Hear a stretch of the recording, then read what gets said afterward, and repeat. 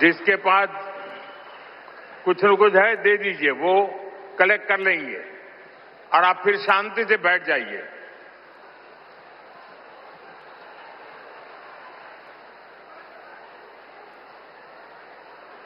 ये बच्चे इतनी मेहनत करते हैं और कभी कभी मैं उनके साथ कभी अन्याय कर देता हूं तो दुख होता है मुझे।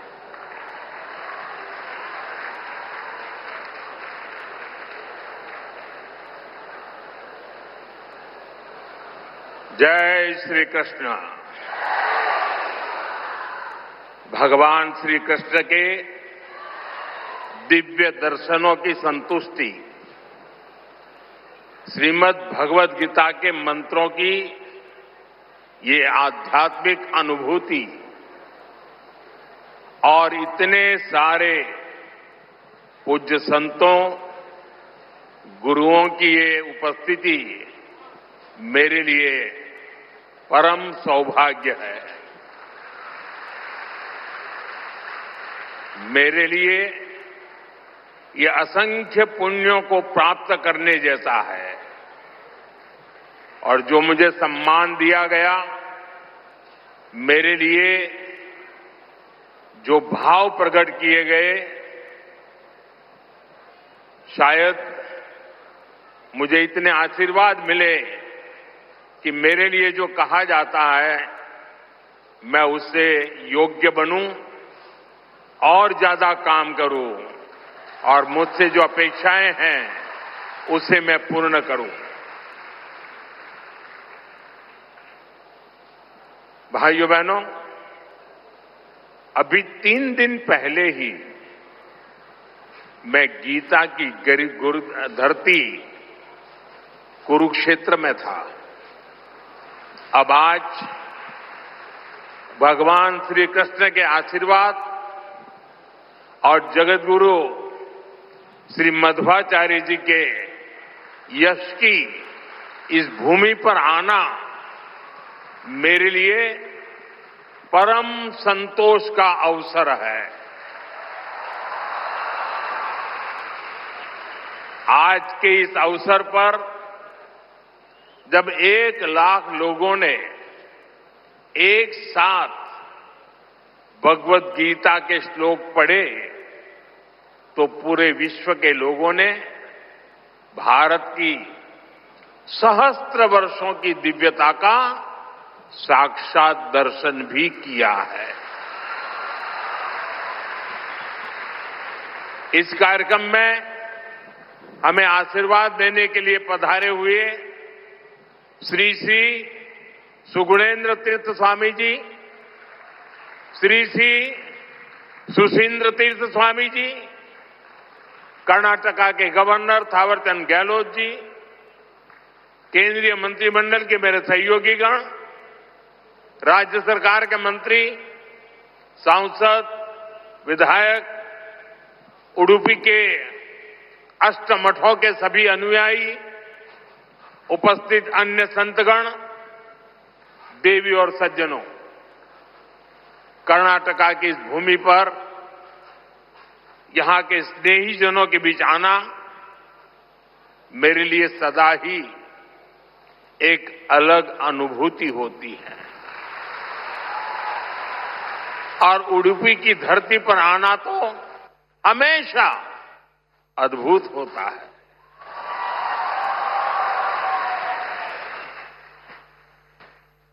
मेरा जन्म गुजरात में हुआ और गुजरात और उडुपी के बीच एक गहरा और विशेष संबंध रहा है। मान्यता है कि यहां स्थापित भगवान श्री कृष्ण के विग्रह की पूजा पहले द्वारका में माता रुक्मिणी करती थी। बाद में जगतगुरु श्री मध्वाचार्य जी ने इस प्रतिमा को यहां प्रस्थापित किया और आप तो जानते हैं, अभी पिछले ही वर्ष मैं समुद्र के भीतर श्री द्वारका जी का दर्शन करने गया था, वहां से भी आशीर्वाद ले आया आप खुद समझ सकते हैं कि मुझे इस प्रतिमा के दर्शन करके क्या अनुभूति हुई होगी। इस दर्शन ने मुझे एक आत्मीय आध्यात्मिक आनंद दिया है। साथियों, उडुपी आना मेरे लिए एक और वजह से विशेष होता है। उडुपी जनसंघ और भारतीय जनता पार्टी के सुशासन की मॉडल की कर्मभूमि रही है।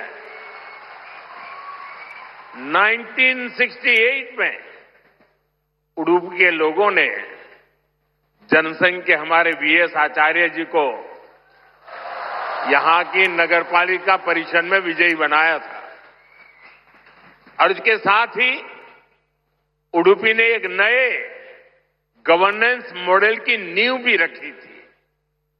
आज हम स्वच्छता के जिस अभियान को राष्ट्रीय रूप देख रहे हैं, उसे उडुपी ने 5 दशक पहले अपनाया था।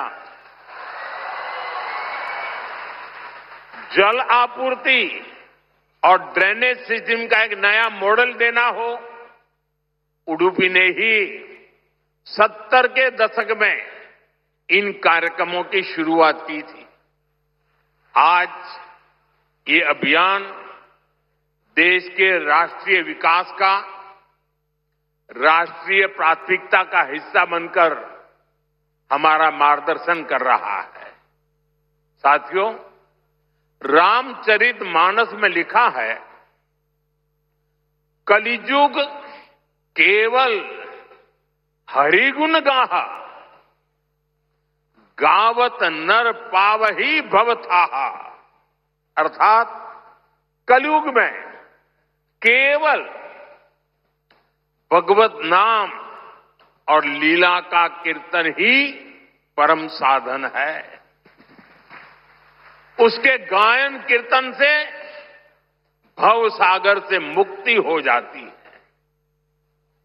हमारे समाज में मंत्रों का, गीता के श्लोकों का पाठ तो शताब्दियों से हो रहा है, पर जब 1 लाख कंठ एक स्वर में इन श्लोकों का ऐसा उच्चारण करते हैं, जब इतने सारे लोग गीता जैसे पुण्य ग्रंथ का पाठ करते हैं, जब ऐसे दैवीय शब्द एक स्थान पर एक साथ गूंजते हैं, तो एक ऐसी ऊर्जा निकलती है जो हमारे मन को, हमारे मस्तिष्क को एक नया स्पंदन, एक नई शक्ति देती है।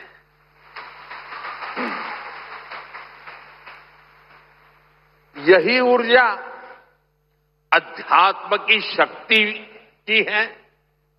यही ऊर्जा सामाजिक एकता की शक्ति है। इसलिए आज लक्ष्य कंठ गीता का ये अवसर एक विशाल ऊर्जा पिंड को अनुभव करने का अवसर बन गया है। ये विश्व को सामूहिक चेतना, कलेक्टिव कॉन्शियसनेस की शक्ति भी दिखा रहा है। साथियों, आज के दिन विशेष रूप से मैं परम पूज्य श्री श्री सुगुणेन्द्र तीर्थ स्वामी जी को प्रणाम करता हूं। उन्होंने लक्ष्य कंठ गीता के इस विचार को इतने दिव्य रूप में साकार किया है। पूरे विश्व में लोगों को अपने हाथ से गीता लिखने का विचार देकर उन्होंने जिस कोटि गीता लेखन यज्ञ की शुरुआत की है, वो अभियान सनातन परंपरा का एक वैश्विक जन आंदोलन है। जिस तरह से हमारा युवा भगवत गीता के भावों से, इसकी शिक्षाओं से जुड़ रहा है, वो अपने आप में बहुत बड़ी प्रेरणा है। सदियों से भारत में वेदों, उपनिषदों और शास्त्रों के ज्ञान को अगली पीढ़ी तक पहुंचाने की परंपरा रही है और ये कार्यक्रम भी इसी परंपरा का भगवत गीता से अगली पीढ़ी को जोड़ने का एक सार्थक प्रयास बन गया है। साथियों, यहां आने से 3 दिन पहले मैं अयोध्या में भी था। 25 नवंबर को विवाह पंचमी के पावन दिन अयोध्या के राम जन्मभूमि मंदिर में धर्म ध्वजा की स्थापना हुई है।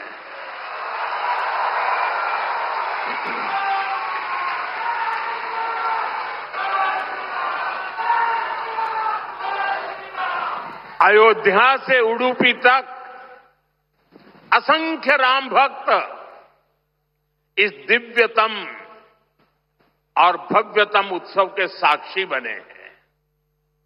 राम मंदिर आंदोलन में उडुपी की भूमिका कितनी बड़ी है, सारा देश इसे जानता है।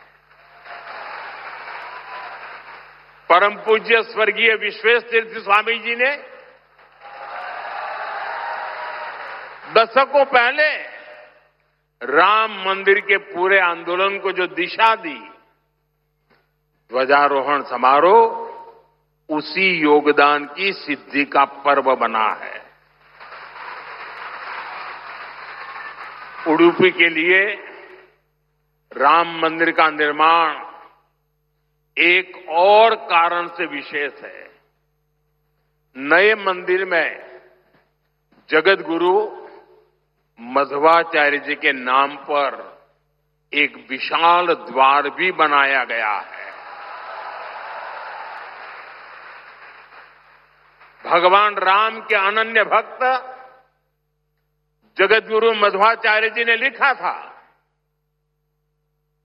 रामाय शाश्वत सुविस्तृत षड्गुणाय सर्वेश्वराय बलवीर्य महारणावाय, अर्थात भगवान श्री राम 6 दिव्य गुणों से विभूषित सर्वेश्वर और अपार शक्ति साहस के सागर है और इसलिए राम मंदिर परिसर का एक द्वार उनके नाम पर होना उडुपी, कर्नाटका और पूरे देश के लोगों के लिए बहुत गौरव की बात है। साथियों, जगत गुरु श्री मध्वाचार्य जी भारत के द्वैत दर्शन के प्रणेता और वेदांत के प्रकाश स्तंभ है। उनके द्वारा बनाई गई उडुपी के अष्टमठों की व्यवस्था संस्थाओं और नव परंपराओं के निर्माण का मूर्त उदाहरण है। यहां भगवान श्री कृष्ण की भक्ति है, वेदांत का ज्ञान है और हजारों लोगों की अन्न सेवा का संकल्प है। एक तरह से ये स्थान ज्ञान, भक्ति और सेवा का संगम तीर्थ है। साथियों, जिस काल में जगत गुरु मध्वाचार्य जी का जन्म हुआ, उस काल में भारत बहुत सी आंतरिक और बाहर की चुनौतियों से जूझ रहा था। उस काल में उन्होंने भक्ति का वो मार्ग दिखाया जिससे समाज का हर वर्ग, हर मान्यता जुड़ सकते थे और इसी मार्गदर्शन के कारण आज कई शताब्दियों के बाद भी उनके द्वारा स्थापित मठ प्रतिदिन लाखों लोगों की सेवा का कार्य कर रहे हैं।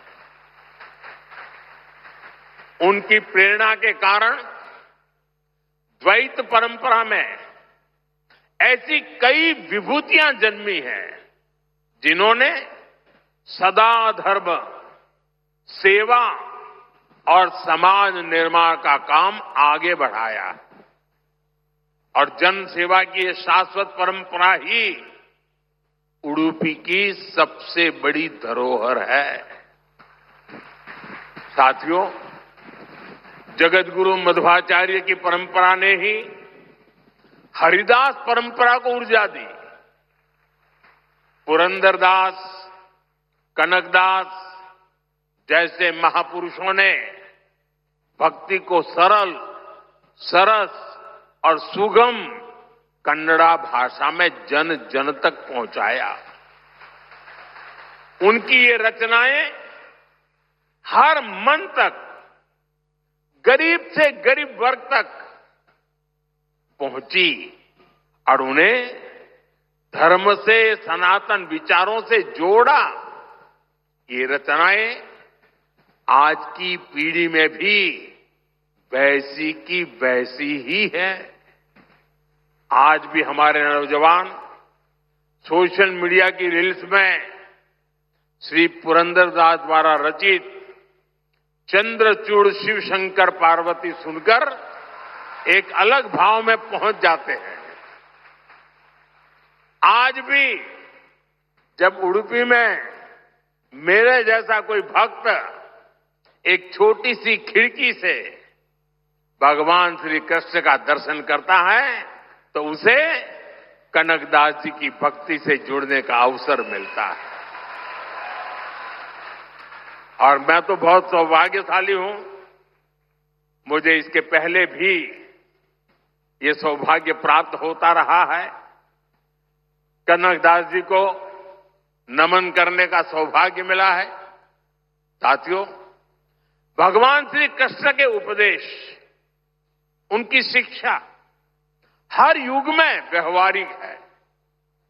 गीता के शब्द सिर्फ व्यक्ति ही नहीं, राष्ट्र की नीति को भी दिशा देते हैं। भगवत गीता में श्री कृष्ण ने सर्वभूत हिते रताः ये बात कही है। गीता में ही कहा गया है, लोक संग्रहम एवापि संपश्यन कर्तुम अर्हसि। इन दोनों ही श्लोकों का अर्थ यही है कि हम लोक कल्याण के लिए काम करें। अपने पूरे जीवन में जगतगुरु मध्वाचार्य जी ने इन्हीं भावों को लेकर भारत की एकता को सशक्त किया। साथियों, आज सबका साथ, सबका विकास, सर्वजन हिताय, सर्वजन सुखाय, ये हमारी नीतियों के पीछे भी भगवान श्री कृष्ण के इन्हीं श्लोकों की प्रेरणा है। भगवान श्री कृष्ण हमें गरीबों की सहायता का मंत्र देते हैं और इसी मंत्र की प्रेरणा आयुष्मान भारत और पीएम आवास जैसी स्कीम का आधार बन जाती है। भगवान श्री कृष्ण हमें नारी सुरक्षा, नारी सशक्तिकरण का ज्ञान सिखाते हैं और उसी ज्ञान की प्रेरणा से देश नारी शक्ति बंधन अधिनियम का ऐतिहासिक निर्णय करता है। श्री कृष्ण हमें सबके कल्याण की बात सिखाते हैं और यही बात वैक्सीन मैत्री, सोलर अलायंस और वसुधैव कुटुंबकम की हमारी नीतियों का आधार बनती है। साथियों, श्री कृष्ण ने गीता का संदेश युद्ध की भूमि पर दिया था और भगवत गीता हमें ये सिखाती है कि शांति और सत्य की स्थापना के लिए अत्याचारियों का अंत भी आवश्यक है।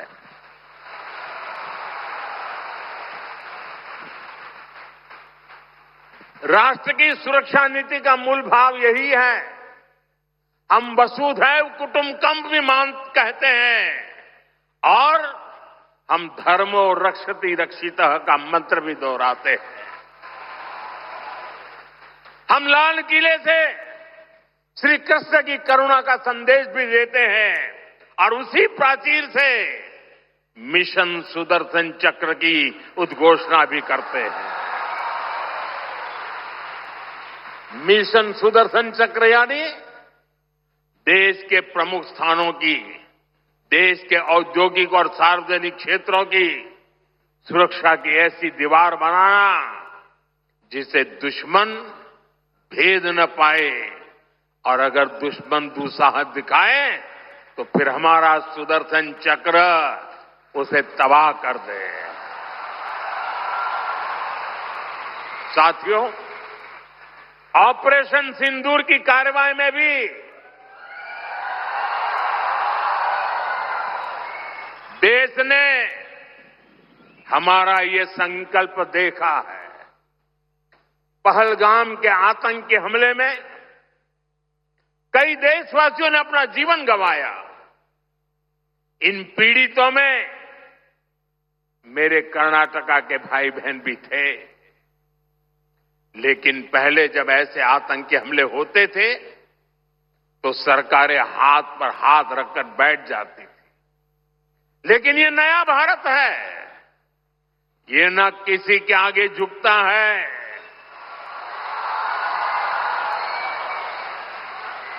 और न ही अपने नागरिकों की रक्षा के कर्तव्य से डिगता है। हम शांति की स्थापना भी जानते हैं और शांति की रक्षा करना भी जानते हैं। साथियों, भगवत गीता हमें कर्तव्यों का, हमारे जीवन संकल्पों का बोध कराती है। और इसी प्रेरणा से मैं आज आप सभी से कुछ संकल्पों का आग्रह भी करूंगा। ये आग्रह 9 संकल्प की तरह है जो हमारे वर्तमान और भविष्य के लिए बहुत आवश्यक है। संत समाज जब इन आग्रहों पर अपना आशीर्वाद दे देगा तो इन्हें जन जन तक पहुंचने से कोई रोक नहीं पाएगा। साथियों, हमारा पहला संकल्प होना चाहिए कि हमें जल संरक्षण करना है, पानी बचाना है, नदियों को बचाना है। हमारा दूसरा संकल्प होना चाहिए कि हम पेड़ लगाएंगे। देश भर में एक पेड़ मां के नाम अभियान को गति मिल रही है। इस अभियान के साथ अगर सभी मठों का सामर्थ्य जुड़ जाएगा तो इसका प्रभाव और व्यापक होगा। तीसरा संकल्प कि हम देश के कम से कम एक गरीब का जीवन सुधारने का प्रयास करें। मैं ज्यादा नहीं कह रहा हूं। चौथा संकल्प, स्वदेशी का विचार होना चाहिए। एक जिम्मेदार नागरिक के रूप में हम सब स्वदेशी को अपनाएं। आज भारत आत्मनिर्भर भारत और स्वदेशी के मंत्र पर आगे बढ़ रहा है। हमारी अर्थव्यवस्था, हमारे उद्योग, हमारी टेक्नोलॉजी सब अपने पैरों पर मजबूती से खड़े हो रहे हैं। इसलिए हमें जोर शोर से कहना है, vocal for local, vocal for vocal, vocal. साथियों, 5वें संकल्प के रूप में हमें नेचुरल फार्मिंग को बढ़ावा देना है। हमारा छठा संकल्प होना चाहिए कि हम हेल्थी लाइफस्टाइल को अपनाएंगे, मिलेट्स अपनाएंगे और खाने में तेल की मात्रा कम करेंगे। हमारा 7वां संकल्प ये हो कि हम योग को अपनाएं, इसे जीवन का हिस्सा बनाएं। 8वां संकल्प मैन्युस्क्रिप्ट्स, पांडुलिपियों के संरक्षण में सहयोग करें। हमारे देश का बहुत सा पुरातन ज्ञान पांडुलिपियों में छिपा हुआ है। इस ज्ञान को संरक्षित करने के लिए केंद्र सरकार ज्ञान भारतम मिशन पर काम कर रही है। आपका सहयोग इस अमूल्य धरोहर को बचाने में मदद करेगा। साथियों, आप 9वां संकल्प लें कि हम कम से कम देश के 25 ऐसे स्थानों का दर्शन करेंगे जो हमारी विरासत से जुड़े हैं। जैसे मैं आपको कुछ सुझाव देता हूं, 3-4 दिन पहले कुरुक्षेत्र में महाभारत अनुभव केंद्र की शुरुआत हुई है। मेरा आग्रह है कि आप इस केंद्र में जाकर भगवान श्री कृष्ण का जीवन दर्शन देखें। गुजरात में हर साल भगवान श्री कृष्ण और मां रुक्मणी के विवाह को समर्पित माधोपुर मेला भी लगता है। देश के कोने कोने से और खास करके नॉर्थ ईस्ट से बहुत से लोग इस मेले में खास तौर पर पहुंचते हैं। आप भी अगले साल इसमें जाने का प्रयास जरूर करिएगा। साथियों, भगवान श्री कृष्ण का पूरा जीवन, गीता का हर अध्याय कर्म, कर्तव्य और कल्याण का संदेश देता है। हम भारतीयों के लिए 2047 का काल सिर्फ अमृत काल ही नहीं, विकसित भारत के निर्माण का एक कर्तव्य काल भी है। देश के हर नागरिक की, हर भारतवासी की अपनी एक जिम्मेदारी है। हर व्यक्ति का, हर संस्थान का अपना एक कर्तव्य है और इन कर्तव्यों की पूर्णता में कर्नाटका के परिश्रमी लोगों की भूमिका बहुत बड़ी है। हमारा हर प्रयास देश के लिए होना चाहिए। कर्तव्य की इसी भावना पर चलते हुए विकसित कर्नाटका, विकसित भारत का स्वप्न भी साकार होगा। इसी कामना के साथ उडुपी की धरती से निकली ऊर्जा विकसित भारत के इस संकल्प में हमारा मार्गदर्शन करती रहे। एक बार फिर इस पवित्र आयोजन से जुड़े हर सहभागी को मेरी ढेर सारी शुभकामनाएं और सबको जय श्री कृष्ण, जय श्री कृष्ण, जय श्री कृष्ण।